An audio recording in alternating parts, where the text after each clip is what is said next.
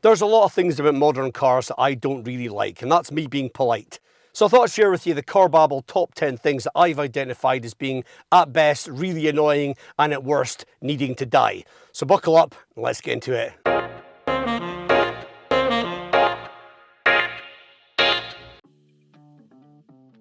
I'm not someone who's fearful of change and resistant to new technology. I generally embrace that sort of stuff in life. But I will make a little bit of an exception when it comes to touchscreen infotainments in cars, because they have gone too far in my opinion. And honestly, there's nothing I can do to fight this one because they're here to stay. There's a few reasons why you've got them. They look modern and techy. They're also actually cheaper. If you have everything going through an infotainment screen and less buttons, there's less moving parts and it drives the cost down of cars. That is one of the main reasons why everything's going into touchscreens. But that doesn't mean it's a good thing, and there is a few reasons why particularly that bothers me. First of all, from a safety perspective, and I'm not the first person ever to say this, but touchscreens are pretty distracting to use on the move. And some touchscreens are actually all right because they might be really big and have big buttons and there's no lag and they're just really intuitively laid out, and so that's not a big problem. But in some cases, that is not the case. And you basically are bouncing along a road and you're trying to press this tiny little button that a surgeon couldn't find, and you go to press it, there's a lag or it doesn't work and you've got to do it again. You have to go through a few screens to get what you want, and the whole thing is just taking your eyes off the road. And when you consider how much safety tech there is in cars now, I find that quite ironic that they've given you all this tech to stop you having an accident, yet they're forcing you to take your eyes off the road with an infotainment system that is a pain in the arse to use. So that, from a safety perspective, really bothers me. But yeah, I'm not resistant to the fact that basically infotainments are now just all about touchscreens, and they're always going to get bigger until you can end up looking at an IMAX while you're driving. But I just want one thing to remain not in the touchscreen, and that is my heating controls. And far too many cars now have heating controls buried in touchscreens. And again, it's distracting, but you know what, you're driving along, you go, oh, I'm a bit cold, I want to turn up the heat. You just want to press a wee knob, you know, and off you go. Or, you know, your heated seat, boom, there's a button there. Why can't we just have that in cars? There is actually one manufacturer I can think of that's actually learning from that mistake and going back the way, and that's the Volkswagen Group. But there are others that are just like, no, sorry mate, you want to change your heated seat? Yeah, well, I'm going to make that as difficult as possible. You're going to have to go into a menu, you're going to flick a couple of pages, you're going to have to scroll up, and you're going to have to tap away to get the right temperature or whatever. Absolutely nonsense, and that is something that really needs to get dialed back. Other than manuals, which are in the decline in general, automatic gearboxes used to be quite mechanical, and you just like, oh, I'm going to drive, and you're off, you know. Now they're shift by wire in a lot of cases, which means there's kind of electromechanical vibe, and they've designed gearboxes to be more minimalist, and so you might just have a little dial, or you might have just this dinky wee little switch to change gear, which looks great, but it all lacks feel. And that's not great, especially if you're doing like a quick 3-point turn or something. But what I really have a problem with is button press gearboxes for automatics. And my Santa Fe has that. There's others like Hondas have them as well now. And you've got like a button for drive and reverse and all that.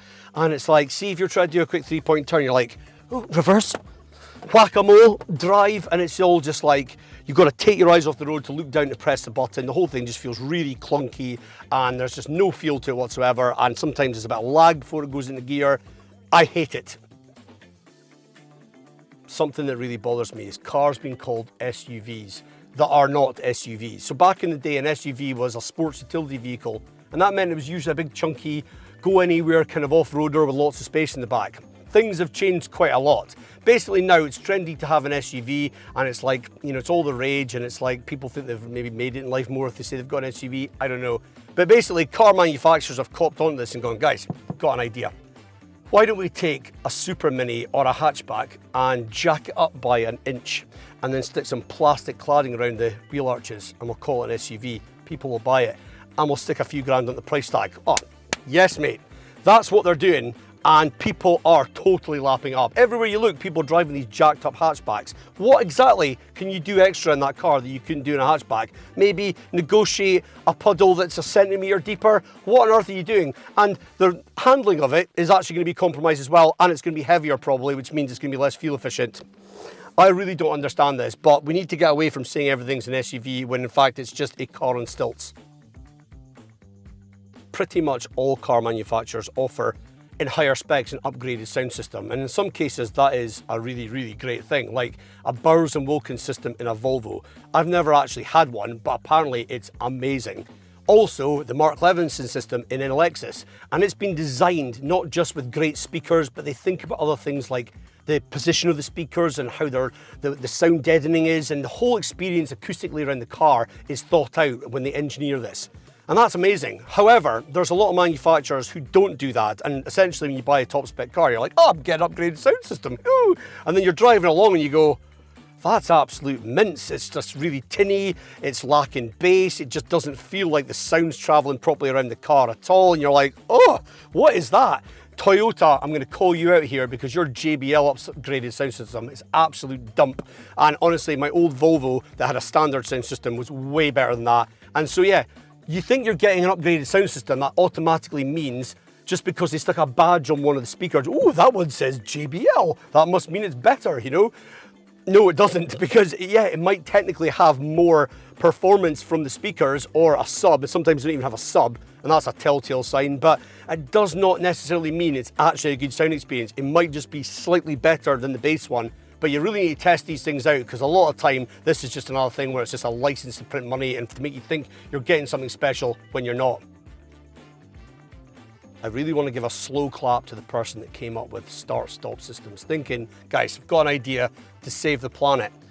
Start-stop system, so every time you're in traffic, it's going to stop the car, cut off the engine, stop polluting the environment. You like where I'm going with this?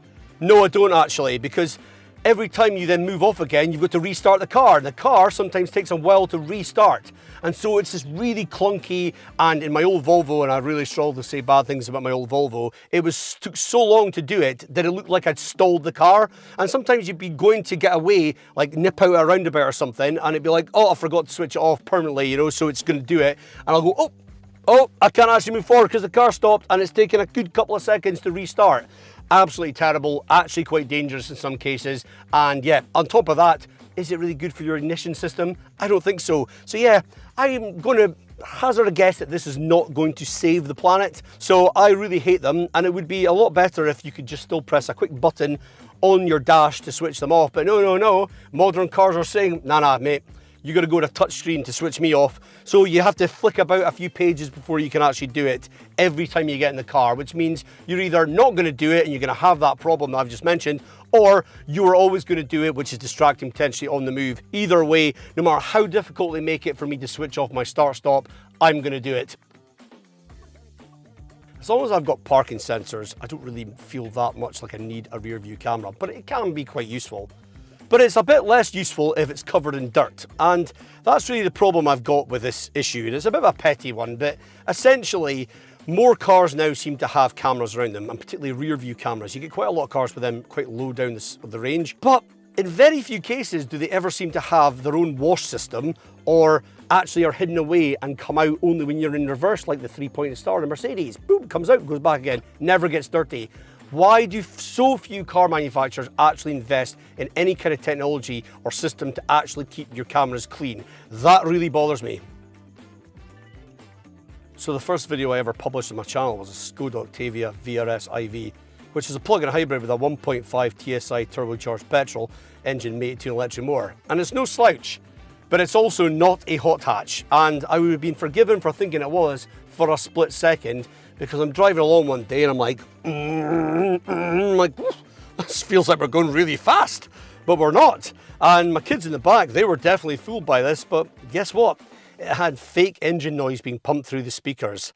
And that is really naff. I mean, for a split second, it does kind of fool you, and you kind of think, maybe I'm driving something quite fast here. But really, this is something that I think just needs to die, because yeah, it's just like, it's literally fake noise coming through your speakers to make you feel like you're driving a faster car than you are. Loads of cars are doing this now, and EVs are even doing it as well. So yeah, no, sorry, I'm out.